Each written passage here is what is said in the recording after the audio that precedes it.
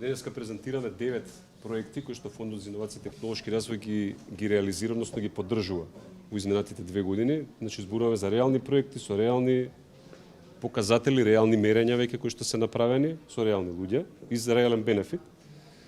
1 милион евра вкупно вложени средства, од кои што 250.000 се средства на компаниите, тоа значи дека и приватниот сектор учествува веќе во развивање на соодветни конкретни решенија.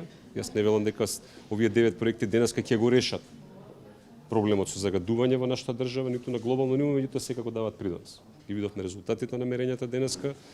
Една добра симбиоза, коалиција на меѓународни организации, невладини организации, домашни компании и ученици. Сакам да споменам дека имаме денеска презентација на еден проект од едно средно училиште кој што исто така го финансираме, кој што покажува дека и најмладите луѓе во оваа држава, доколку им се дае соодветна шанса и поддршка, може да понудат решение. Исто така сакам да повикам, да апелирам до сите државни институции, до сите организации, до сите поединци. Че најлесно е да бараме вина кај некого за ситуацијата таква како што е сега.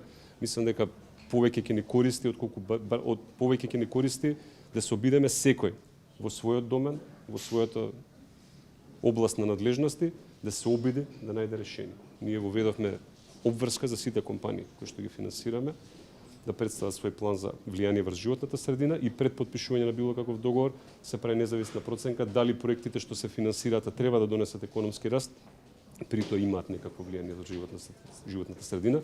Целта е нормално да поттикнеме економски раст кој што ќе се базира на одржливи параметри, а не на загадување на сето останато што е важно за луѓето. Исто така ќе најавам дека ваков овој тип на иницијативи, особено во делот на одва предизвикот кој што го реализираме со UNDP, со град Скопје, со министерството, со невладината организација Екосвест ќе продолжи понатаму.